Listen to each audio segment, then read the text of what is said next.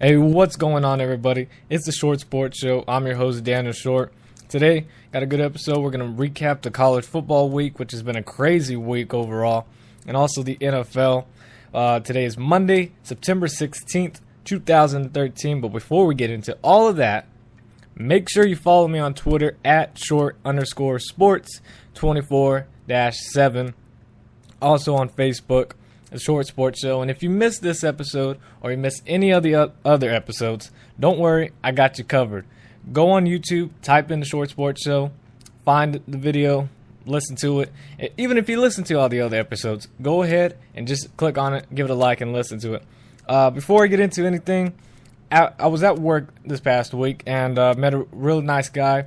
He's got a non-profit organization in the Washington area, in the Seattle, King County area, and they're expanding really quick. And it's a very good program. It's called UTB, Unleash The Brilliance. It's a high-energy group of adults and young youth leaders working to change the life and trajectory of at-risk youth. Their engaging live and multimedia performance connects peer-to-peer with youth-led interaction. The topics that they go through are truancy, substance abuse, bullying, youth violence, substance abuse, teen pregnancy, self-depression, and suicide. It's a very great group. You can check them out on Facebook, YouTube, or Twitter. Just go, or even on their website, utbteens.com. It's just a really good group. I was able to talk to the guy who created it, and he was a very nice guy. And it's a program that it'll help out kids that are struggling in order for them to get on the right track and make sure they succeed, not only in school but in life. It's a very great program. Go check it out. And if you're in the area, make sure to give the guy a call. Very nice guy. But like I said, NCAA week, college football, and boy, was it crazy. And obviously with the main game, Alabama versus Texas A&M. And, I mean, that's the game. This is the game of the year. And this is what everybody was looking for. And, it proved to be that great of a game. Now, I only saw it till it was about 42-21 was the score. And Alabama was on top. And by then, I knew it was over. Well, at least I thought. I was pretty sure, Alabama was going to literally roll and win. Roll tide. And, A&M came back.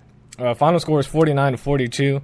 But, boy, was that a game towards the end. And I missed it. I had to go to work. But it was a great game. I saw it back on YouTube, whoever uploaded it.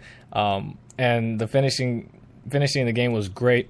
Alabama had 568 total yards of offense, while A&M had the most yards that Alabama's ever given up since way back in the day. It was 628 yards for A&M. And obviously the main player on that team is Johnny Football Manziel. And he did great. Made some costly turnovers, but stats-wise, 464 yards passing, 5 touchdowns, 2 interceptions, but he also had 98 yards on the ground. And his go-to guy, which this guy, I've seen him before, but really didn't pay too much attention. He's on the spotlight. This guy is a stud. He's only a sophomore. His wide receiver, Mike Evans, had 7 catches, 279 yards, and 1 touchdown. But this guy was a beast. He shredded the Alabama offense like no one else ever has. And they just dominated. Well, I'm not going to say they dominated the game, but, he was a stud out there. But Alabama just, did their thing. And they really slowed down. What it seems like they slowed down A&M. But, you look at the score and you see it's 49-42. You think it was a close game all the way to the very end. And the first half, it was not close. I mean, A&M came out, 2 touchdowns. The crowd was crazy. The atmosphere was absolutely incredible. But Alabama came right back to make it 28-14 to go to half. And it seemed from there on they were just going to dominate. But, A&M get a good job regrouping and coming back towards the end. But at the end, it was all Alabama. And it shows that Alabama is the number one team, but it shows they are not, that they can't be beat. If they were playing against Oregon, which everybody wants to see the Alabama-Oregon game, it could be a little bit different. I mean, Alabama's defense is not what it used to be. I mean, A&M did a good job exploiting them. And from now on, since this game was early in the year, Alabama's going to go through a tough stretch, especially in the SEC. And the SEC teams are going to, watch this film periodically. And they're going to make sure they can try to make the same adjustments that A&M did and hopefully do the same thing and exploit Alabama's defense. But it was a great game. It's got to be great game of the year, even though it's only been, week 3. But that was just a awesome game. And I'm glad to see, be able to see part of it. Also, the AP poll came out. Alabama, obviously, at number 1. Oregon, number 2. Clemson, 3. Ohio State, 4. And Stanford, 5. Stanford kind of struggled against Army. Most people didn't really look at that. And only won by 2 touchdowns. And now you could say, put up the argument that they weren't, trying to run up the score. Which, I agree. They shouldn't try to run up the score against, an Army, Navy, Air Force team. But what I saw part of it, and it looked like they really were struggling against Army. And Army, could always be that upset team that, wins the game. But Stanford got through with it. Ohio State had a backup quarterback come in with, what's his name? Not Terrell Pryor. He's gone. Braxton Miller. There we go. He was out for the game.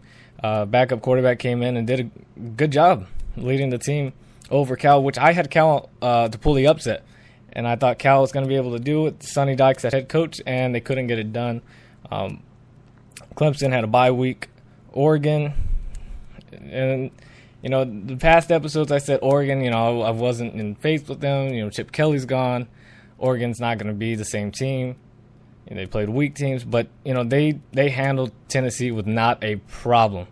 They dominated from play 1 to the last play, and they did a good job. And so I'm sold on Oregon. I think Oregon is still a great team. Marcus Mariota is a great quarterback. Is he NFL-type quarterback? No, I still don't think he is.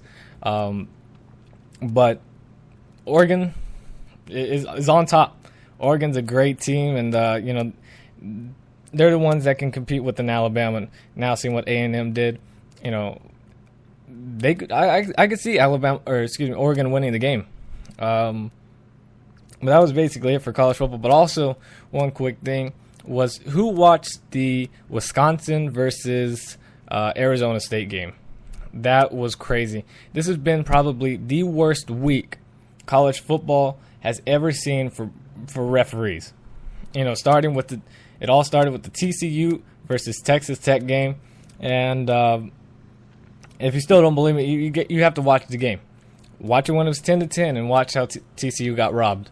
And now Wisconsin got robbed. So 2 ranked teams lost the game because of referees not doing their job.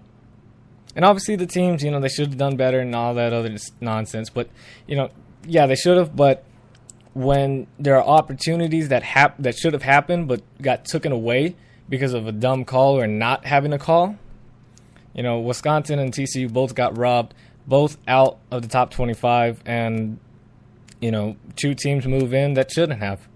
Not taking anything away from Texas Tech or Arizona State, but they weren't the best team on the night for both of those schools. Also, I'm from Texas, San Marcos, and one thing I saw a stat was Texas State University, Texas State Bobcats, number 1 in rushing defense and number 4 in scoring defense. So I just wanted to give a little praise and shout out to them. But obviously, they just played Southern Miss and Prairie View A&M, so not top teams or any solid teams out of that. But let's enjoy it while it lasts. For Texas State, good job for them. We're going to go ahead and move on to the NFL. What a crazy week. What a crazy day yesterday was. Obviously we have Pittsburgh and Cincinnati tonight, which I do plan on watching. Go Bengals. But the Redskins are in trouble. They are in trouble. And Green Bay strikes back. They showed that, 49ers are, obviously a good team, but they didn't show it last night. But, Green Bay, Aaron Rodgers was an absolute beast. 4 touchdowns, 480 yards. Aaron Rodgers and Peyton Manning are both, I think, are going to be one of the two quarterbacks that are going to be MVP. One of them is going to win it, obviously. And even though Peyton Manning has, 9 touchdowns already, Aaron Rodgers could be there for the MVP talk. I'm just going to say that. And Washington needs to find some help quick. They're 0-2, and they play a tough test next week. The score was a lot closer than what the game was. It was 38-7. I think around the third quarter, or maybe even in the first half, and the final score was like 38-30 or something like that. But the score was a lot closer than what the actual game. The game, Washington just got manhandled, both sides of the ball, and RG3 is not the same RG3. And I heard a good argument on SportsCenter was, are we expecting too much from RG3? Because having the same type of injury that Adrian Peterson had, that no one would have guessed Adrian Peterson would have came back and did what he did.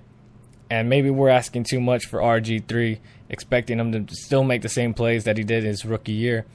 And, I'm not expecting too much out of him. I knew he was going to, drop a little bit, not have a huge sophomore slump, but just kind of decrease in some of the stats and the win column. But they're struggling bad. This is a lot worse than I would have thought. They're going to they need to find some help both sides of the ball. Defensively, they're not getting any pass rush. Their secondary is just getting beat bad. The Packers obviously have a top offense. We all know that, but to struggle against Green Bay's defense is bad, because Green Bay does not have the best defense whatsoever. So they're going to need some help. And some fans, some critics are already saying maybe Kirk Cousins should step in if RG3 can't get it done. And I can kind of see where they're coming from.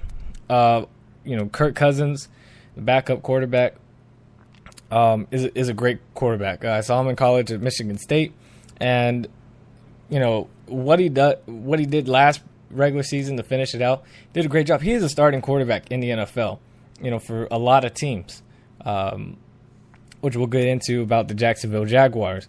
But he can lead this team as well. He can't run, he can't be all those spectacular plays that RG3 did, but he can still get it done. And, if RG3 struggles next week, you best believe you're going to see Kirk Cousins come in and try to do something to get that offense moving. But, I don't know. That's my 2 cents. 3 games this week in the NFL ended by 1 point. And that was Carolina at Buffalo, which was a crazy ending. I was glad that Fox was able to switch over and to the end of the game and watch that. Carolina had some miscommunication on defense and left Stevie Johnson wide open. A floater in the end zone by E.J. Manuel. What a great play that was, and I'm glad Buffalo did get the victory. Final score was 24-21. And then Minnesota and Chicago. Chicago did it again. They came back and won. But real quick, I just want to make sure that people know Chicago is easily a team that's supposed to be 0-2 right now. They came back last week against Cincinnati, and they came back again this week. So you think if those drives don't happen, if some things don't go their way, they're easily a team that's 0-2. Just going to put that out there. Not trying to take anything away, but I'm just saying. Chicago, instead of being 2-0 right now, could be 0-2. Final score is 31-30. And then Dallas, just bad performance overall against Kansas City, losing 17-16. I have DeMarco Murray on my fantasy team, and I was very, very disappointed on the performance because Dallas needed to run the ball a whole lot more. I think they could have, done a lot more against that defense of Kansas City, because Kansas City, even though they did have 4 Pro Bowlers on their defense on a team that won only 2 games last year, I don't think they're that good. I think Dallas was a better team and had no takeaways defensively, and their defense is on my fantasy team too as well. So I was very disappointed, and I think I lost on my fantasy. Actually, I lost on like 2 of my games. So thank you, Cowboys, for doing that for me. Again, last night, 49ers and the Seattle Seahawks.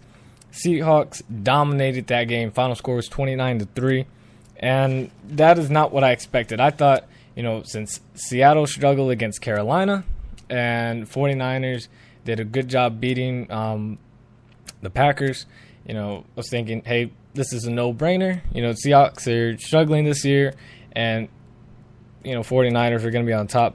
But that did not happen whatsoever. And the 49ers were just out of it from the beginning. And if you guys saw my Facebook post, I put on there, it was about an hour away, or hour till game time, about 5 miles away from the stadium. I did yell out my window. Just so I could say I was part of that world record that they did get. So I don't know. That's my thing. Anyways, both quarterbacks struggled last night. Colin Kaepernick only 127 yards, 0 touchdowns, and 3 interceptions. Just a bad performance last night. Russell Wilson also struggled as well. 142 yards passing and a touchdown and 1 interception. So they both struggled, passing. I mean, they're both great defenses out there. So, I wasn't expecting, 300 yards or 200, I was expecting, 200 at least from both quarterbacks. And, they just struggled against these defenses. But good news is, beast mode, Marshawn Lynch, 98 rushing yards and 2 touchdowns. But Frank Gore was just not there. Might as well not even shown up at the game. 9 carries, 16 yards, 0 touchdowns. 16 yards. That is bad. Bad. Frank Gore. I doubt most people played him for had him on his fantasy team, to start this week against the Seahawks defense. And that's another thing. I started the Pittsburgh's defense for tonight, and instead of Seattle, because I thought Colin Kaepernick and that offense was going to, score a lot of points. So, unless I want Cincinnati to win, but I need Pittsburgh's defense to do good, and I messed myself up this week in fantasy football. Again, so want to get to this because, we have plenty of time, but really want to talk about this. So the Jacksonville Jaguars have started 2 quarterbacks in 2 weeks. Both have done a bad job. So now the Jacksonville Jaguar fans are crying and yelling for Tim Tebow. Tim Tebow, they want him. They want to sign him. They want him to be the starting quarterback for the Jacksonville Jaguars, be the hometown hero, and hopefully lead the Jacksonville Jaguars to a promising record. Yeah. No. The owner wants to sign Tebow, but the coaches don't want him. How much worse can it get for Jacksonville? You're already 0-2. You're the worst team in the NFL. Why not? At least you would sell some tickets. You are the worst team in the league, like I just said, and you can't sell any of your tickets. Your fans, the one thing you can't do, you need to listen to the fans. And the fans are crying for Timothy the Tebow. Go sign Timothy the Tebow and get him on your roster. And you don't even have to start him if you don't want to the first week. You could just talk about it, just say, hey, we might start him. There's a quarterback battle, blah, blah, blah. Build some type of excitement and hype so fans can buy some tickets. And then there you go. You sell some tickets. And maybe what if he is good? What if he does, has those good plays, does the things that he did when he was at Denver? Not saying Jaguars are going to the playoffs. That's not going to happen. But I'm just saying, build some type of excitement for your team. And I think they should sign him. Tebow, I mean, how much worse can it get, like I said? So, Jacksonville, if you listen to this, you know where you got it from. And then my San Diego Superchargers did it. We won. This is not a game I expected us to win, but it's amazing. It is awesome. We won 33-30. Phillip Rivers, 419 yards, 3 touchdowns, and get this, 0 interceptions. 0 interceptions. That is awesome. Usually he likes to be, grateful, and he throws it to the other team so they can have a chance to just make a Sports Center play. This time he said, nope, we're going to win. And Chargers did a great job stopping the run with LaShawn McCoy. Only had 59 rushing yards. So we did pretty good. But passing-wise, we need help, defensive backs. We need to make flyers all over the state, all over everywhere. Because the defensive backs for the San Diego Chargers are probably the worst in the league. I mean, we have a pretty solid pass rush. Linebackers are young, and I like them. I especially like Donald Butler.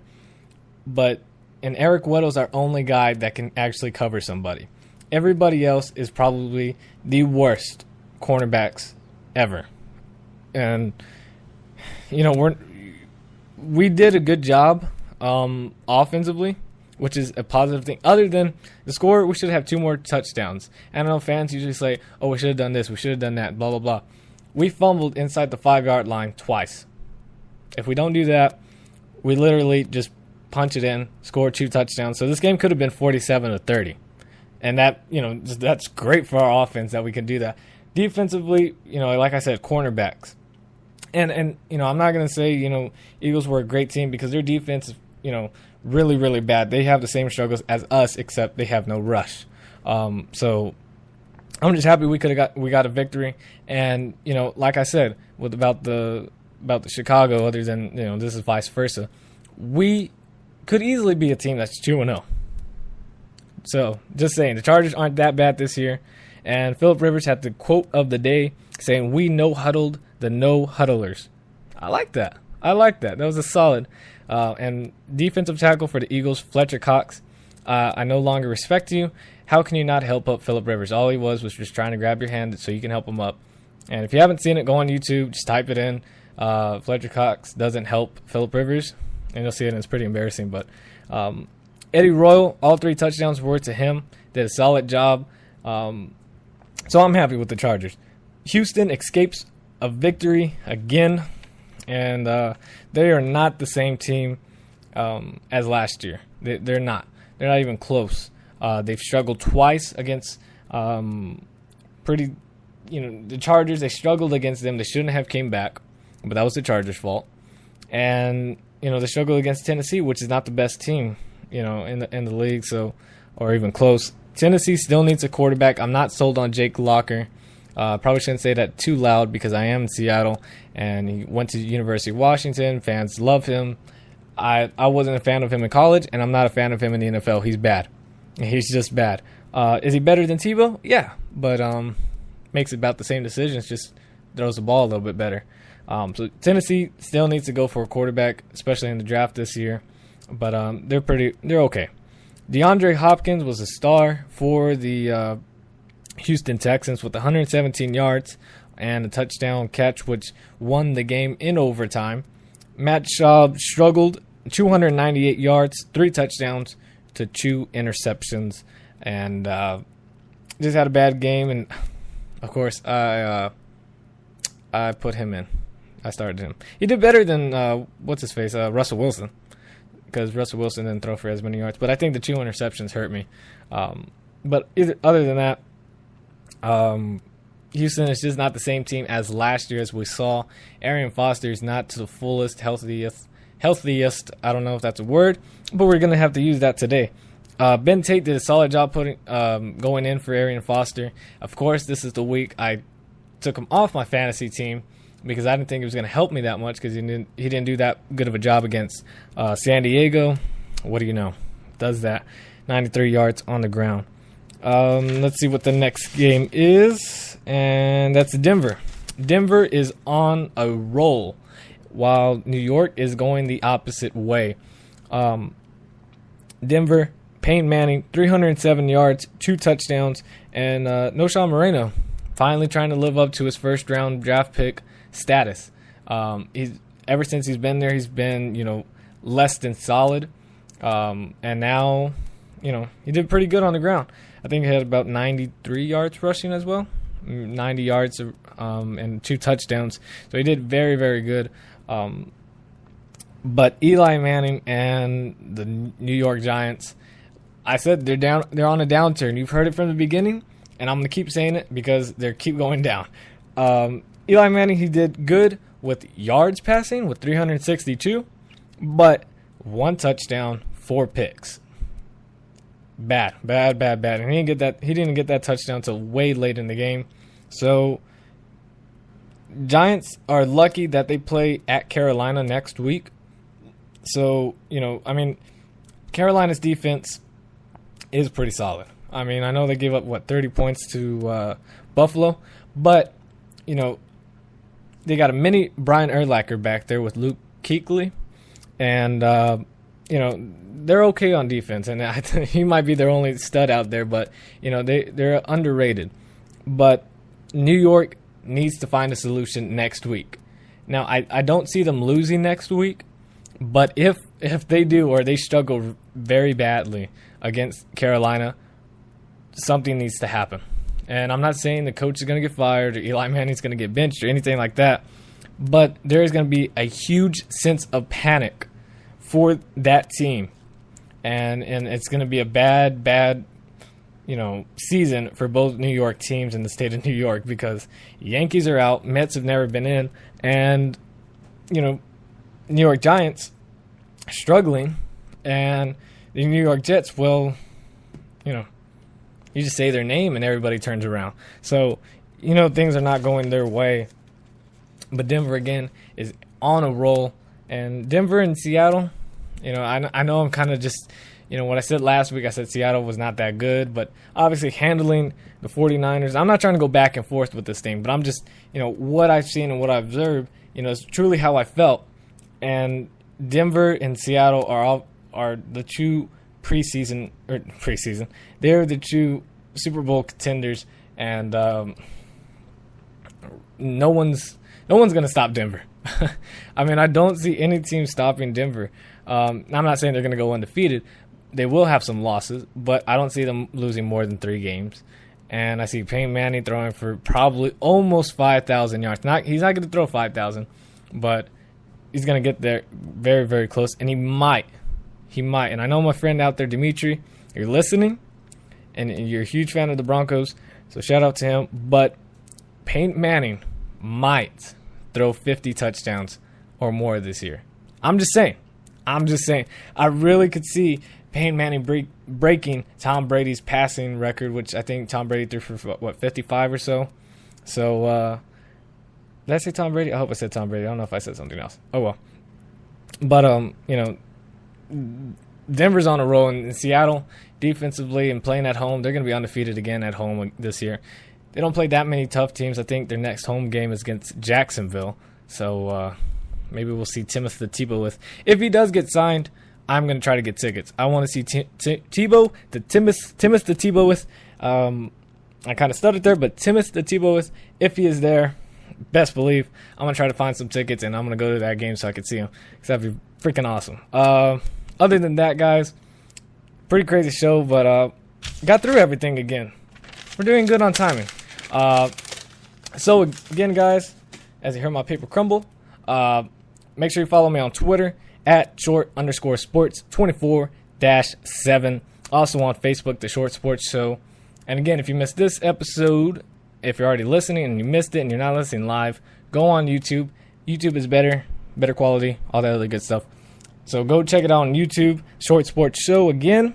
And we'll be back this Friday. And talk about other stuff. Hope you guys enjoyed. Again, also, if you're in the Washington area, King County, and I think they're going to like Shimonish, whatever it's called, like Michael Jackson. If you're around there, check out UTB. They're on Facebook. Just type in Unleash The Brilliance. They're on there, great program. Thank you guys for listening. It's a short sports show. Deuces.